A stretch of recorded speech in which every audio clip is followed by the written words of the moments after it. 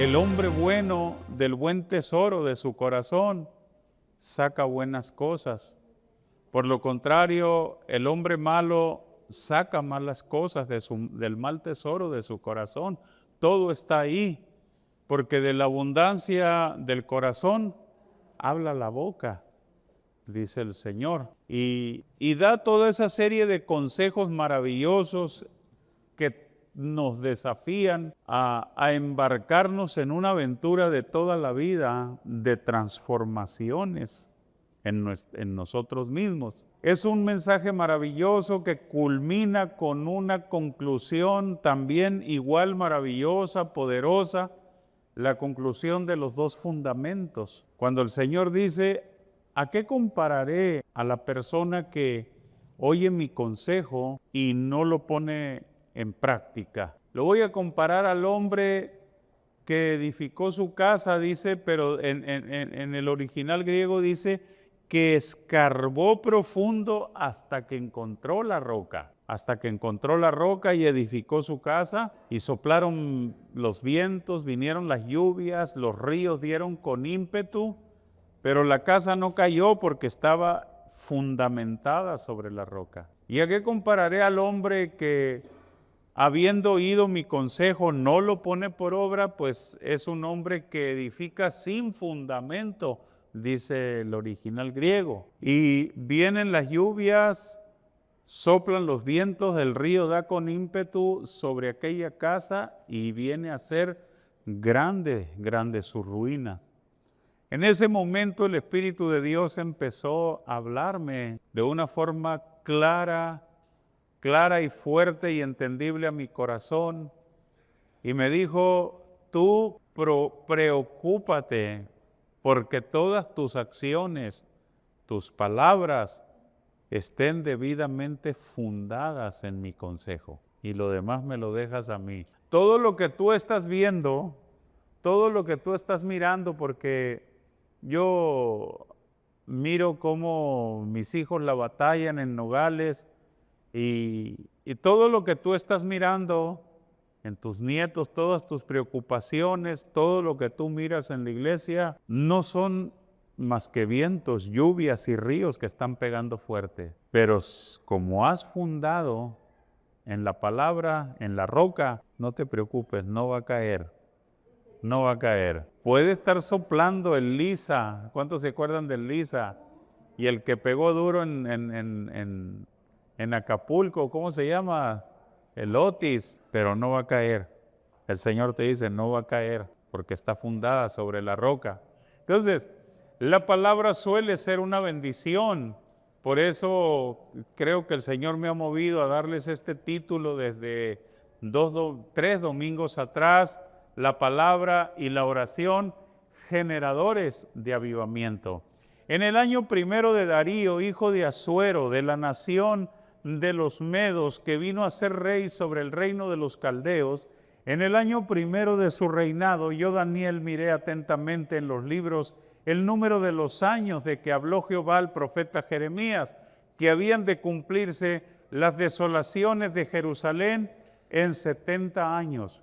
Y volví mi rostro a Dios el Señor, buscándole en oración, ruego, en ayuno, cilicio, ceniza, y oré a Jehová mi Dios. Hasta ahí, hasta el versículo 4, hasta la primera parte del versículo 4, hasta ahí. Dice el texto, volviéndolo a repetir unas partes, cuando fue en el año 1 de Darío, hijo de Asuero. Hay fechas que nos marcan, no hay fechas que te han marcado. A Daniel lo marcó el año 1 de Darío, hijo de Asuero, lo marcó, fue el inicio. En el año 1 de Darío fue el parteaguas de un nuevo mover de Dios para Daniel. Daniel ya había vivido otras experiencias hermosas, maravillosas, pero en el año 1 de Darío empezó un nuevo mover de Dios. Nosotros creemos que lo hemos visto todo, nosotros creemos que ya lo hemos vivido todo, que ya lo hemos experimentado todo con Dios, y no te la creas. no te la creas, vienen tiempos de Dios sobre tu vida. Vienen tiempos de Dios sobre tu vida y te aseguro que van a tener fechas para ti.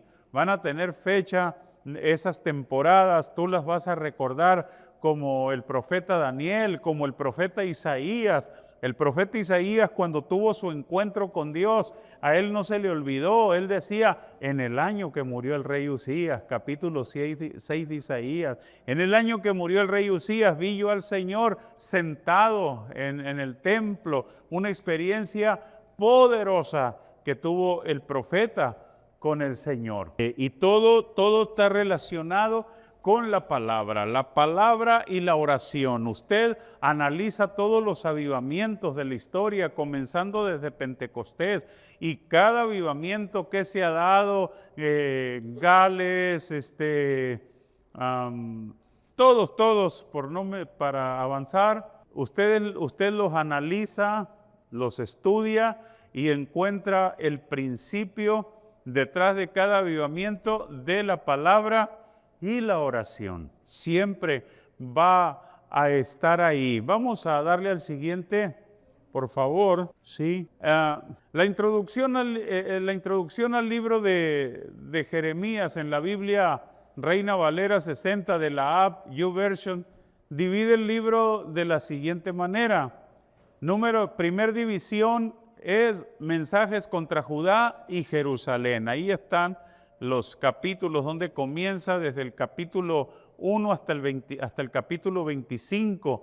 La segunda división que tiene principal el libro de Jeremías es relatos autobiográficos, anuncios de salvación desde el capítulo 26 hasta el capítulo 45. Y el tercero son mensajes contra las naciones paganas del capítulo 46 al capítulo 51. Cuando Jeremías dice en el año de Darío, de la nación de los persas, dice que buscó con diligencia en los libros del profeta Jeremías los años que él profetizó que iban a durar las desolaciones de Jerusalén. O sea, el tiempo en que los cautivos iban a estar cautivos en Babilonia, iban a estar esclavizados en Babilonia. Y como todo buen investigador, todo buen exégeta de la Biblia, yo creo que Daniel no leyó solamente un texto, un capítulo o dos de los escritos de Jeremías. Daniel, como hombre pudiente, trabajador siempre del reino y que sin duda tenía dinero, tenía capacidades económicas, él contaba con un buen acervo y tenía todas las copias de los rollos de los escritos de Jeremías y lee todo lo que usted tiene ahí en su Biblia del profeta Jeremías. Sin duda también se fue a las Lamentaciones, pero creo que específicamente leyó el capítulo 25 y el capítulo 29. Después de haberlo leído todo, se fue al capítulo 25, capítulo 29 de Jeremías. Si le damos a la siguiente, no estoy estorbando aquí, yo creo que sí, ¿no? Siguiente. Posiblemente Daniel, bueno, ahí ya lo dice, los capítulos 25 y 29. En el capítulo 25, el versículo 11, fíjese lo que dice: toda la tierra será puesta en ruinas y en espanto, y servirán estas naciones al rey de Babilonia. ¿Cuánto tiempo? 70 años. 70 años van a estar cautivas. Luego, en el capítulo 29, en el versículo 10, vuelve a profetizar Jeremías y dice: porque así dijo Jehová, cuando en Babilonia se cumplan los 70 años, yo os visitaré y despertaré sobre vosotros mi buena palabra para haceros volver a este lugar.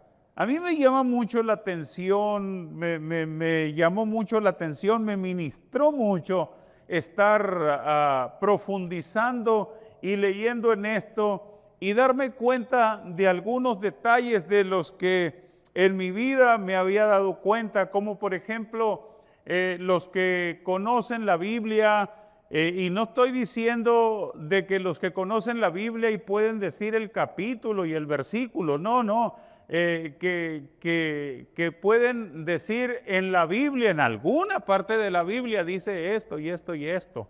Sí, ustedes han escuchado el texto que dice, porque yo sé los pensamientos que tengo acerca de ustedes, pensamientos de bien y no de mal. ¿Cuántos lo saben que está en la Biblia? ¿Verdad? O lo han citado alguna vez. Yo sé los pensamientos que tengo acerca de ustedes, pensamientos de bien y no de mal, para daros el bien que esperáis, dice Jehová el Señor.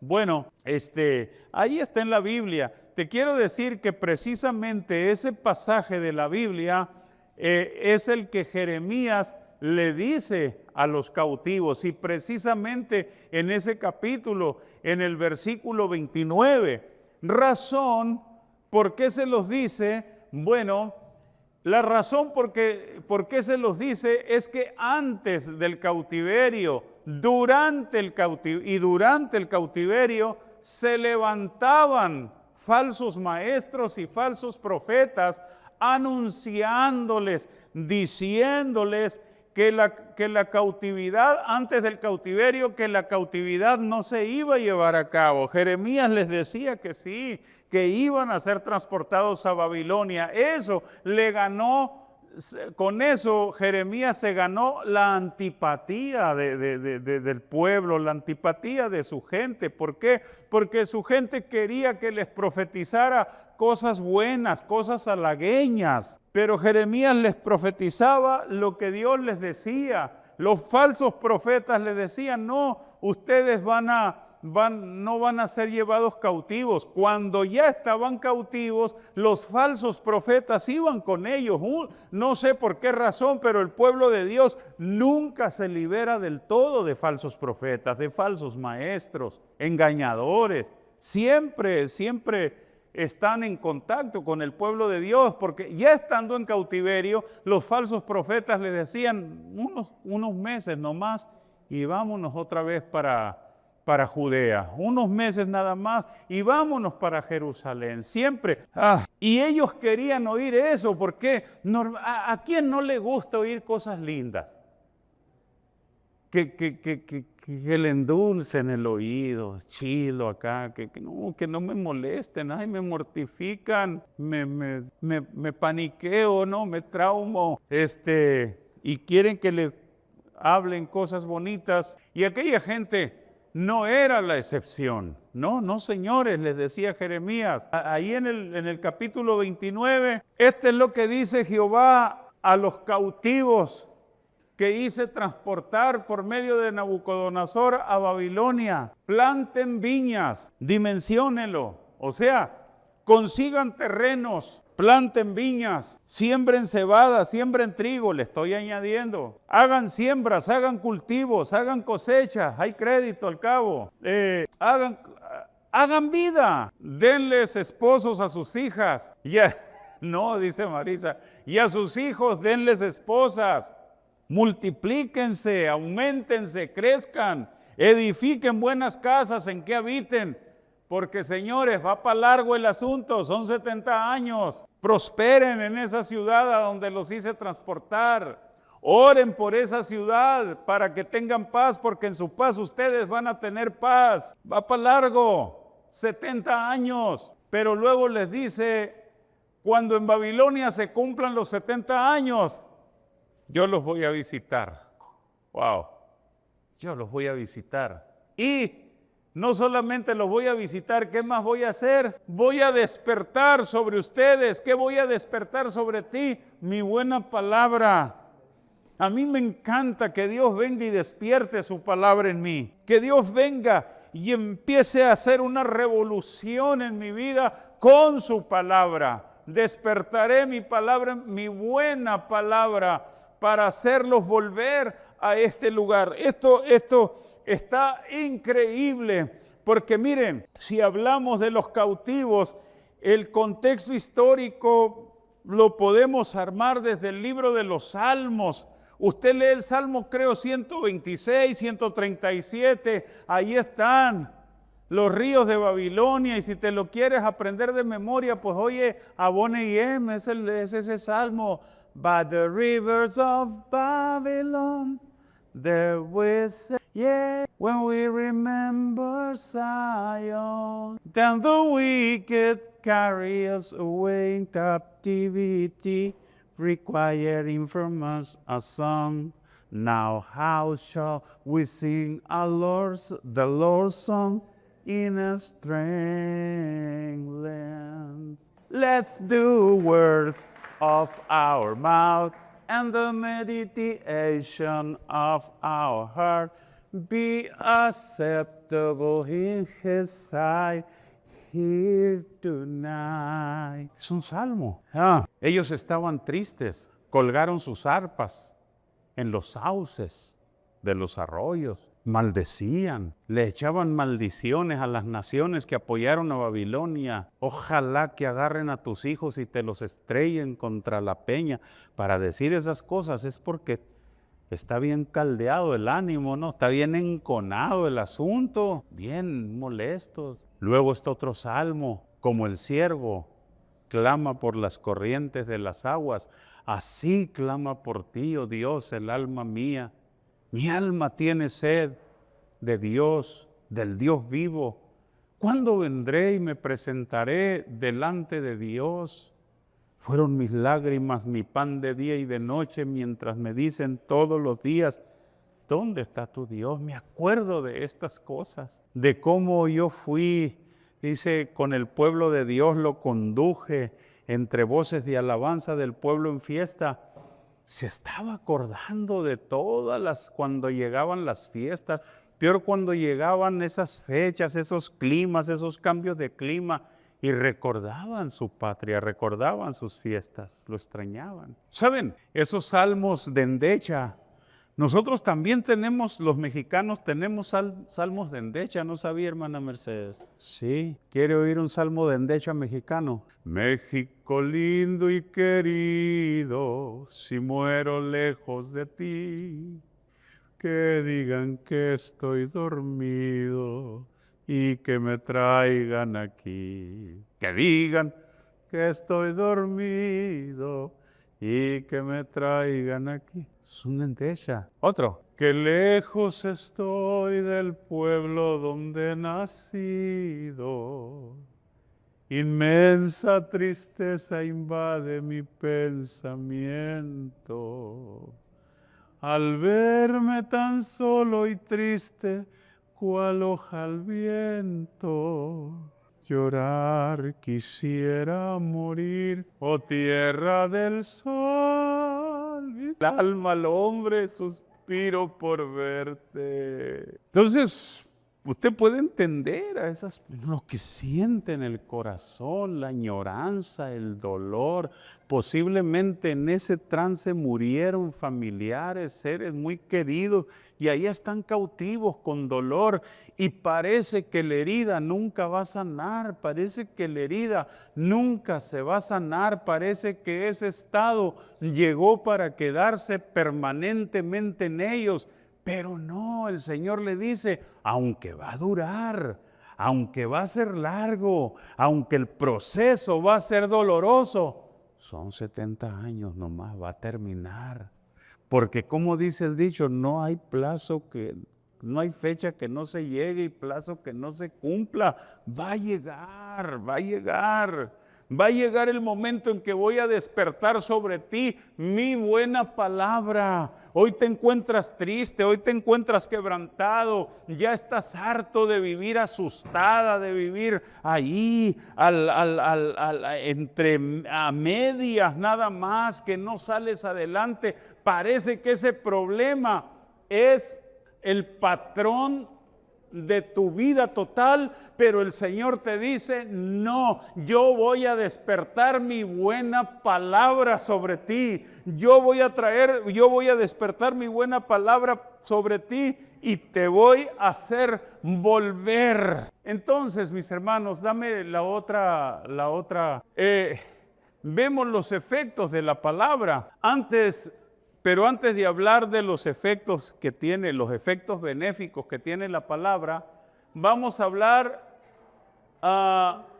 de los esfuerzos del diablo para hacerla infructuosa. Antes de decirte los buenos efectos, te voy a decir los efectos, los esfuerzos que el diablo hace para arrebatarte la palabra y para que la palabra no haga en ti, en tu matrimonio, en tu familia y por generaciones lo que la palabra quiere hacer. Primero, hablemos de la parábola del sembrador. Oigan pues ustedes la parábola del sembrador. Cuando alguno oye la palabra del reino y no le entiende, viene el malo y arrebata lo que fue sembrado en su corazón. Ahorita vamos a hablar esto y lo vas a entender perfectamente bien.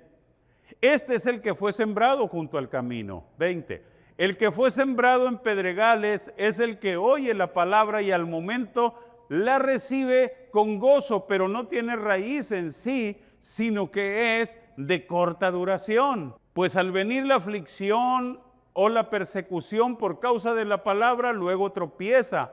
El que fue sembrado entre espinos es el que oye la palabra, pero el afán de este siglo y el engaño de las riquezas ahogan la palabra y se hace infructuosa. Mas el que fue sembrado en buena tierra, este es el que oye y entiende la palabra y da fruto y produce a 100, a 60 y a 30 por uno. Dame la otra, por favor. Aquí tenemos la explicación. Cuando la palabra del reino no es entendida, cuando tú no entiendes la palabra, en la parábola de Jesús dice que es la semilla la que cae junto al camino, la parte dura, semilla que no queda cubierta. Las aves se la comen, es la palabra del reino no asimilada o no entendida, la cual el malo la arrebata. La palabra del reino es arrebatada fácilmente de corazones que no tienen entendimiento. Ahorita más adelante yo voy a abundar un poquito en esto. Y esta palabra ni siquiera llega a nacer. Y sabe una cosa, te digo, te anticipo desde ahorita, nadie está exento de este efecto. Ni yo, ni tú, ni nadie, ninguno estamos exentos de este efecto. 2, cuando la palabra es objeto de persecución o de aflicción. Estos son las personas que oyen la palabra, escuchan la palabra y se emocionan, pero que son un encanto. Yo los he mirado, los he visto, pero bien entusiasmados, emocionados. Pero nomás les llega la prueba, nomás los toca la aflicción, como la semilla que nació, pero no tiene raíz porque no tiene profundidad, porque está entre pedregales. Luego se quema, ¿sí? 3, cuando las convicciones no resisten las presiones de este mundo y el engaño de las riquezas, te arrastran. El engaño de las riquezas, no tengo que abundar mucho, nos arrastran. El afán en este mes de diciembre, híjole, qué macizo se pone esto. Si no tienes dinero para comprarte el traje que querías estrenar para el 24 o el fin, andas pero bien amargado. Hay una tensión en los hogares, pero tremendo, porque yo con los chamacos que querían el Nintendo, que querían el teléfono, tremendo, la ahogan. Hacen infructuosa la palabra. Quiero avanzar para llegar a los puntos más importantes que creo que usted debe de escuchar. Pero esto hace infructuosa la palabra. Si te das cuenta, la número 1 ni siquiera llega a nacer. La número 2 nace, pero luego se seca. Y los efectos tú los ves. La número 3 nace y crece, pero se hace infructuosa porque la correhuela la ahoga, los espinos la ahogan. Y luego hay un cuarto tipo que oye y entiende la palabra del reino y actúa en consecuencia. Este es el que lleva fruto a 100, a 60 y a 30 por uno. O sea, si me das la otra imagen, por favor, fíjate el ejemplo de Daniel. Daniel, número 1, escuchó la palabra.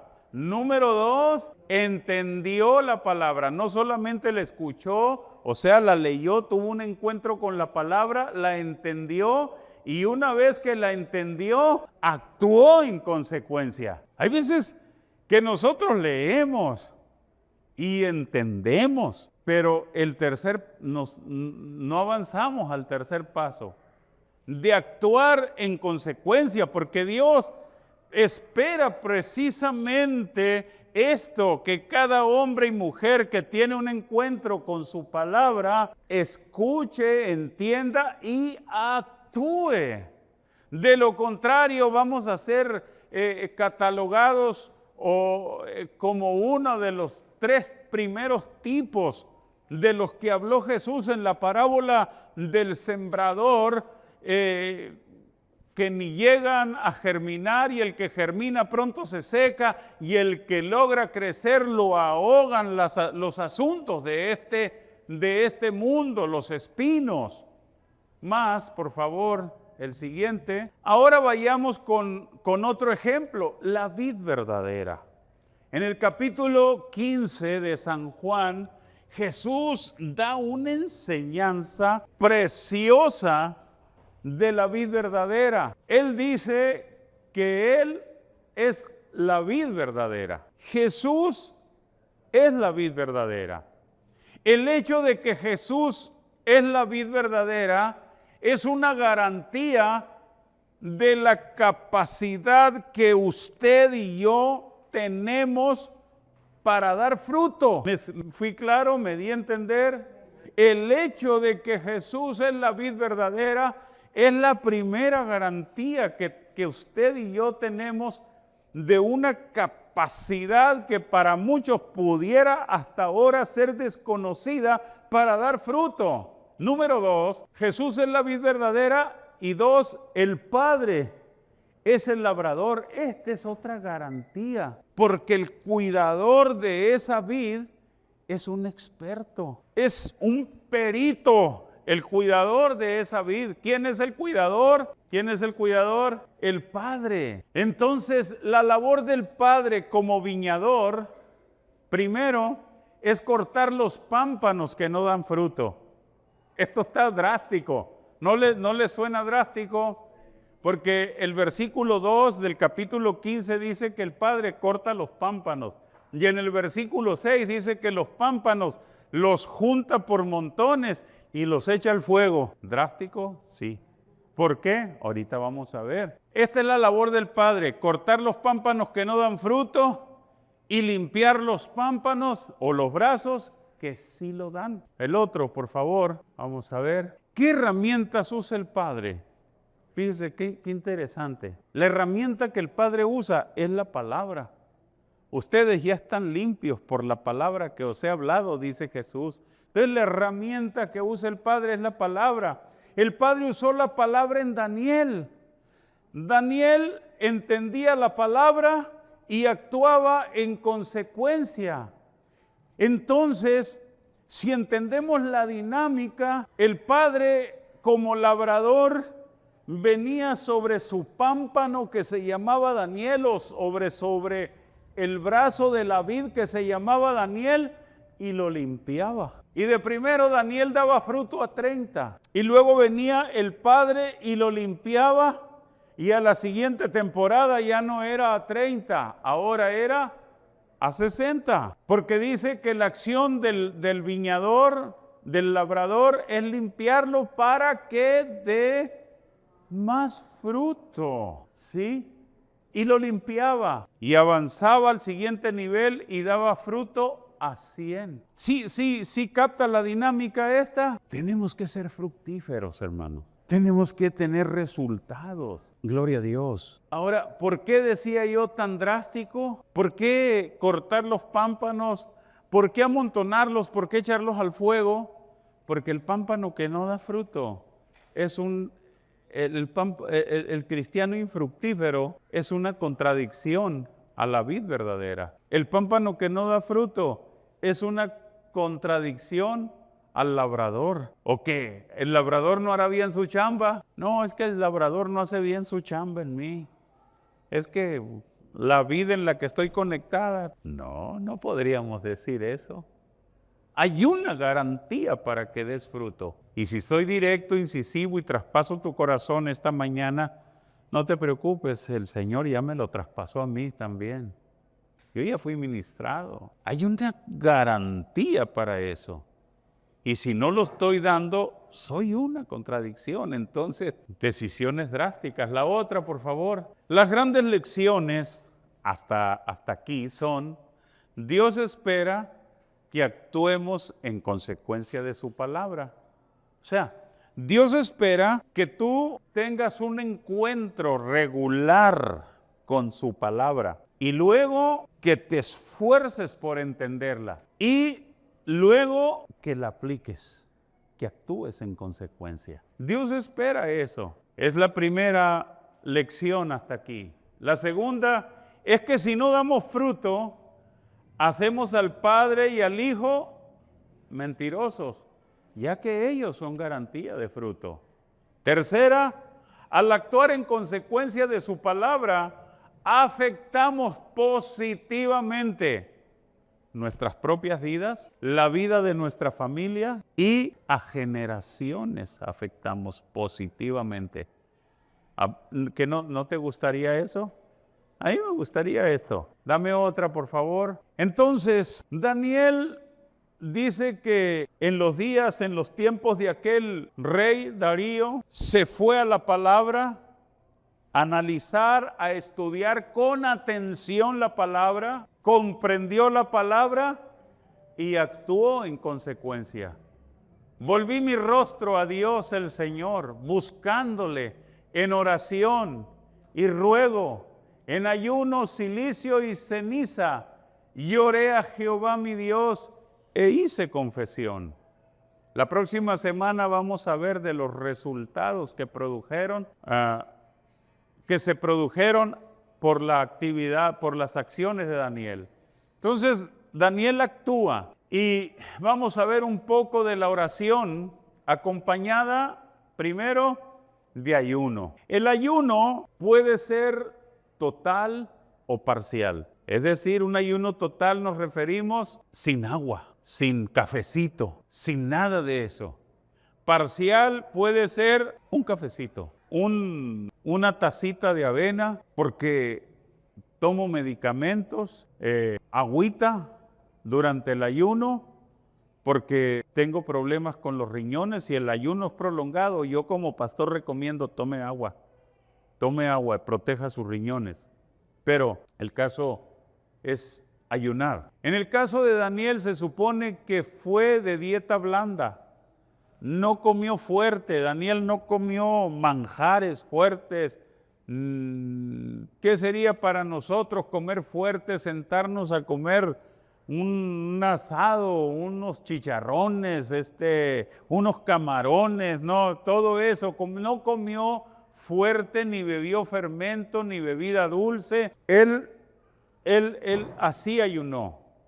El ayuno tradicional es desde que amanece hasta la 1, 2 o según el aguante de cada persona. Es el ayuno tradicional. Daniel oró y ayunó, pero luego, aparte de eso, hace algo Daniel.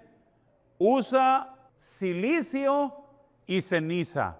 Y puse ahí el saco, mire, de cilicio. El saco de cilicio para que se dé una idea. El cilicio es, haga de cuenta, una jarcia. Conocemos las jarcias de los catres, esas que cuando están nuevecitas no te puedes acostar en ellas porque pican macizo. Entonces, te confeccionas una camiseta de esa jarcia nuevecita y unos calzones nuevecitos. Te quitas tu camisa de la frutita de la loma o como de la Heinz, te despojas de ella y te pones eso. Y encima te pones la ropa normal, común que vas a usar. Yo te pregunto, ¿vas a estar cómodo con eso? No, no hay comodidad. Dale la otra, por favor. Mira, esta es una representación de Mardoqueo. Mardoqueo usando saco de silicio y de ceniza. Les decía en la mañana, ¿cuántos de ustedes pueden irse a la cama y dormir cómodamente después de un día de mucha chamba, contacto con el polvo, con grasa, con lo que tú quieras, y haber sudado y acostarte a dormir? Ahora dormir así. ¿Te imaginas? ¿Cuál es el asunto? ¿Cuál es la intención? Muchos judíos piadosos en Jerusalén lo practicaban. De hecho, era muy común que tú te pasearas por los pueblos judíos y encontrarte no solamente a una persona, a grupos de personas vistiendo saco de silicio y ceniza. La idea, ¿cuál era la idea? No era infligirse castigo, sino un método para mantenerse enfocados, un método para no dormirse, para no caer en sueño, que te mantuviera despierto. Esa era la idea. ¿Por qué en el caso de Mardoqueo el problema era extremo, sí o no? En un día iba a desaparecer su raza, su pueblo. Era extremo. El problema que miraba venir Daniel también era extremo. Y cuando hay problemas extremos, hay que tomar acciones extremas, determinaciones, decisiones, posiciones extremas. Si el problema está cañón y yo oro 20 minutos diarios, no puedo quedarme en ese estándar de 20 minutos. Tengo que subirle a 40, a 1 hora, porque la cosa está tremenda. ¿Me estoy dando a entender, sí o no? Si ayuno una vez por semana, pues ahora hay que ayunar 3, 4 días por semana. Hay que enfrentar la situación, es extrema. Bueno, pues entonces yo tomo una actitud extrema. Ese es el mensaje que te está dando.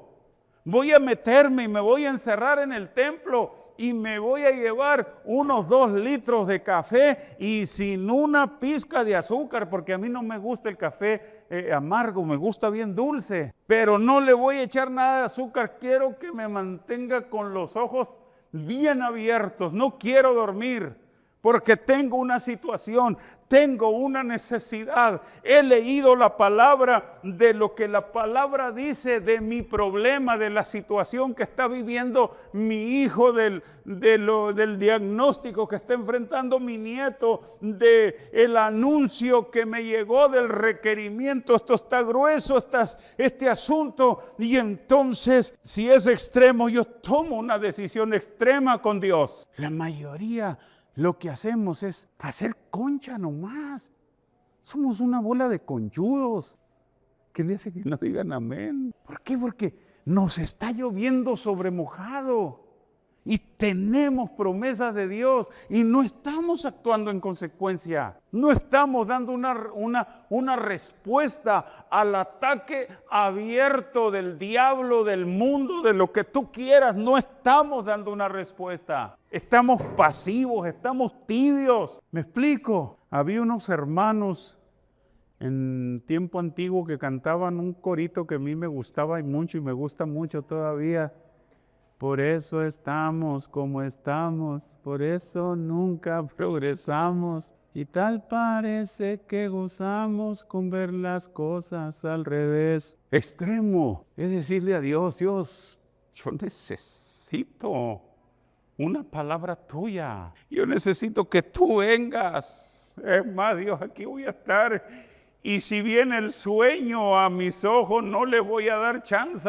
Voy a tener un puño de chiles habaneros y me los voy a comer si es necesario, pero no voy a dormir hasta que tú me hables, hasta que tú trates conmigo. Qué tremendo es cuando Dios rompe los cielos y desciende y trata contigo y la cosa está que arde, pero su palabra vino y te dejó pajito, su espíritu vino y plantó paz y plantó esperanza y cosa buena en tu corazón. Dale a otra, por favor. Daniel toma muy en serio su necesidad, su papel de intercesor y piensa en los distractores. Hermano, ¿cómo hay distractores? Son muchos distractores. Por eso es que para evitar los distractores es por eso que se puso silicio y se puso ceniza. ¿Tú qué haces para evitar los distractores? Les digo que yo vivo una realidad. Estoy todos los días ante una realidad. ¿Y cuál es esa realidad? Que en mí mora el Espíritu Santo. Es una realidad. Miren nomás qué ser maravilloso mora en ti. Pero de las 24 horas, ¿cuántas horas estás consciente de esa verdad y disfrutas de esa verdad? Yo me esfuerzo por decirle a Dios, Dios, no permitas que me distraiga de esa verdad. Yo quiero disfrutarte hoy. Pero luego pierdo el enfoque, me ganan los distractores. Y a veces que estoy en alguna actividad o algo y en una oración breve le digo al Espíritu Santo, mi Señor, qué distraído soy, pero qué terriblemente distraído. ¿Cuántos son distraídos aquí en ese aspecto? Yo soy bien distraído. De pronto caigo en cuenta y Señor, perdóname, tú eres mi compañero, eres mi amigo, estás aquí, eres mi mentor, eres mi maestro. Y empiezo otra vez. Y luego vienen Daniel usaba algo para evitar, para combatir los distractores. Tú tienes que encontrar tu método para combatir los distractores. Luego él planeaba, seguramente que Daniel planeó un tiempo de oración. Yo pienso, sin imponerlo, sin decirte fue así, pienso que Daniel empezó a ayunar y él no tenía planeado 21 días. Él dijo, no sé hasta cuándo, a lo mejor me muero en la raya, pero yo no paro de orar ni de buscar tu rostro, ni de ayunar hasta que tú me hables. Y Dios tuvo a bien romper los cielos sobre Daniel a los 21 días y tratar con él, por eso es que duró. Pero Daniel planificó, es un buen ejercicio que si tú vas a ayunar, planifiques, evites los distractores y arregles todo para que te consagres a Dios. Palabra y oración son generadores de avivamiento. El siguiente, ¿cuántos dan gloria a Dios? Aleluya, las conclusiones. Miren, el estudio serio y sistemático de la palabra, tenemos que estudiar seriamente la palabra, sistemáticamente la palabra. Hermano, no sé leer la Biblia, ¿qué leo? Algunos nomás la abren al azar aquí y que les pase como al otro, ¿no? Que abres la Biblia y Judas fue y se ahorcó. Ay, no. Y la cierras y otra vez la vuelves a abrir y luego te dice, ve tú y haz lo mismo. No, sino que leas un capítulo y donde dejaste la lectura, otro día la vuelvas a tomar. Y donde dejaste la lectura, otro día la vuelves a tomar.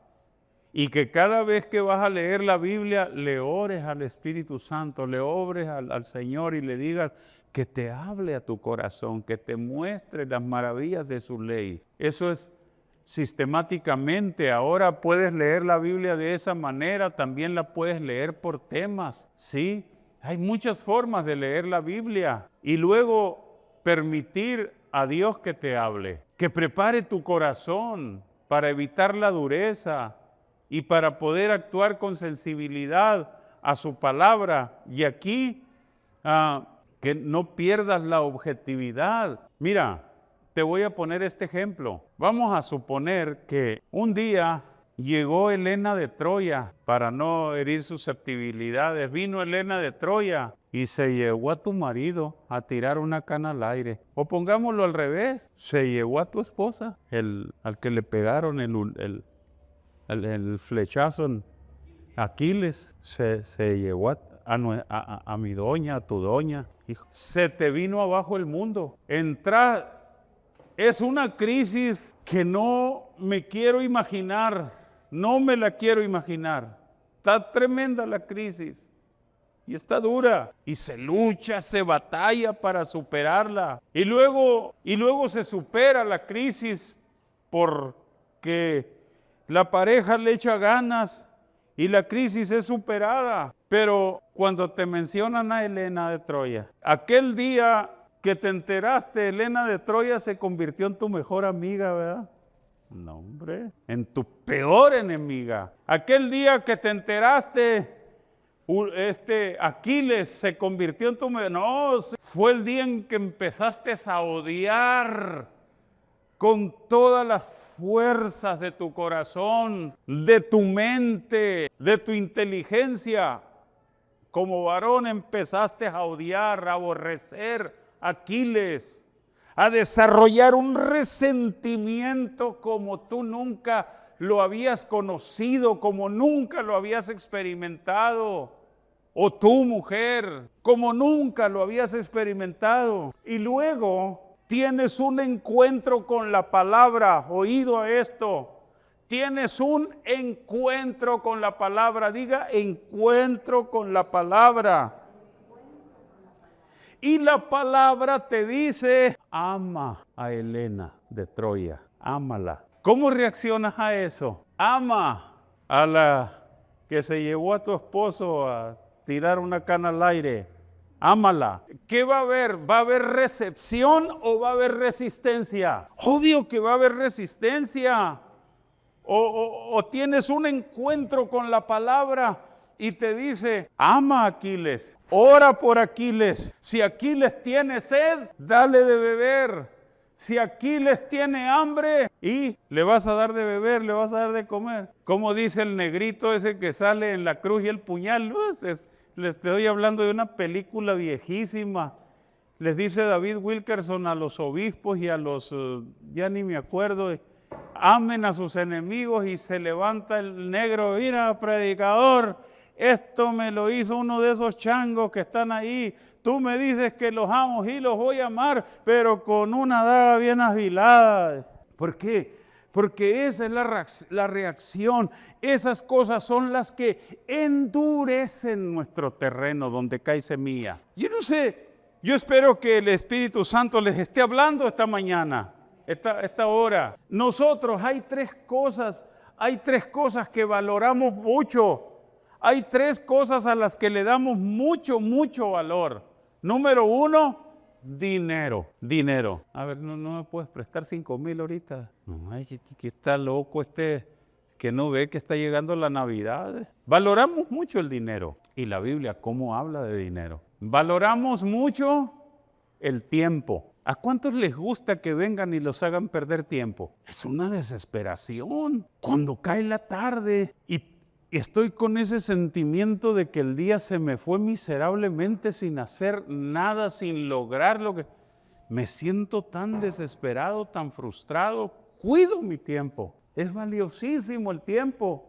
Ahora, los 5,000 pesos los puedes recuperar, pero el tiempo no se recupera. Ese se fue y se fue. Y una tercera cosa que valoramos mucho es el espacio. ¿Cómo cuidamos nuestro espacio? Es valiosísimo nuestro espacio. Mira, hermana, tengo un problema ahorita. Me llegaron 5 misioneros con 3 niños. ¿Me los puedes recibir en tu casa? Y luego lo que decimos que, ¿por cuánto tiempo? Unos 2 días, no, 15 días. Y comen por toneladas. 15 días durmiendo en un lugar improvisado. O sea, cuidamos nuestro espacio. Son 3 cosas muy valiosas. Y cuando Dios, y todo está bien, todo está excelente, todo está jajaja, jejeje, mientras que Dios no me toque mi dinero, mientras que Dios no me toque mi tiempo y mientras que Dios no me toque mi espacio, todo va a estar bien. ¿Sí? Dinero, Dios dice que seamos generosos, ¿sí o no? Dios dice que dando es como se recibe, mucho mejor es dar que recibir. ¿Sí o no? Pero no digan amén, cállense, no digan amén. ¿Por qué? Porque, bueno, pues por eso. Y si nos habla de tiempo, si el reino ocupa tiempo, No, es que no tengo tiempo. Y estás haciendo cosas vanas. ¿Y qué hacemos con justificantes, con filosofía y hasta con teología y doctrina? Endurecemos el corazón y no permitimos que la palabra obre. Y si se nos dice espacio, acuérdense, dice que muchos, sin saberlo, hospedaron ángeles. Eso ya quedó en la historia, hermano. Qué pena. Entonces son formas de endurecer el corazón, son formas en que no permitimos, en que nuestro corazón, nuestra vida se cierra a que una palabra que tiene poder actúe. Entonces tenemos que actuar en consecuencia. ¿Estás permitiendo que Dios actúe en tu vida? Te pregunto, ¿estás permitiendo que Dios actúe en tu vida? ¿En los tuyos? ¿Estás trabajando para que tu corazón se ablande y puedas actuar en consecuencia de la palabra? El labrador, el Padre, te limpiará y te va a llevar a otro nivel. Yo creo, hermanos, que por esa razón la palabra y la oración son generadores de avivamiento. Porque cuando nosotros respondemos a la palabra, nosotros nos dejamos llevar por la palabra, es cuando somos tocados, cuando somos bendecidos, cuando en la iglesia, cuando en la vida de un hombre o en una comunidad se produce un boom, un antes y después, el comienzo de un nuevo mover de Dios. ¿Te pones de pie y oras conmigo? Daniel miró un mover de Dios poderoso con 3 de sus amigos cuando Dios le revela el sueño olvidado de Nabucodonosor. Hay un mover ahí, pero eso pasa. Y luego surge otro mover, el día de los jóvenes hebreos echados al horno de fuego, otro mover. Y luego viene otro mover, el día de la escritura en la pared. Y luego viene el más fuerte de todos. ¿Sabes tú que Daniel, desde el capítulo 1 hasta el capítulo 6, es historia? Y desde el capítulo 7 hasta el capítulo 12 es apocalíptica. Es literatura apocalíptica donde se pone fuerte y poderoso el mover de Dios. Capítulo 1 al 6, pura narrativa. 7 al 12, apocalíptica. Posiblemente él pensaba, esto ya fue todo. Y Dios le dijo, no es todo, no es todo. Dios te dice esta mañana, no es todo. No es todo lo que tengo para ti. Hay más, hay más. ¿Cuántos creen que hay más? Por último, antes de irnos, hagamos una confesión. Yo confieso, Señor, que mi corazón es duro, que mi corazón no es duro, es muy duro y no le permite a tu palabra nacer y dar fruto. Ayúdame, Señor, solo es tu ayuda. Despierta como se lo dijiste a los cautivos en Babilonia, que al final, cuando se cumplieran las desolaciones, tú los ibas a visitar e ibas a despertar tu buena palabra. Señor, ¿por qué no despiertas tu buena palabra en mí para que quebrante la dureza de mi vida? ¿Por qué no dice tu palabra misma de sí misma que es como martillo que quebranta la piedra? Señor, quebrántame. Y toma conciencia de lo que le estás pidiendo al Señor, porque Él lo va a hacer sin duda. Quebranta. Este corazón de piedra conviértelo en un corazón de carne y pon tus leyes en mi mente y en mi corazón, Señor. Y dame corazón sensible para dejarme guiar por ti. Y una declaración. Esta es una confesión, ahora una declaración para irnos. Yo declaro, Señor, que nada puedo hacer por mí mismo a menos que tú intervengas. El querer está en mí, pero no el hacerlo. Y tu palabra me enseña que tú pones el querer y también el hacer. Te ruego, pon en mi corazón el querer y el hacer por tu buena voluntad. Amén. Dios me los bendiga. Qué gusto que estés escuchando la palabra de Dios por medio de nuestra iglesia. Suscríbete para más y compártelo con alguien que ames.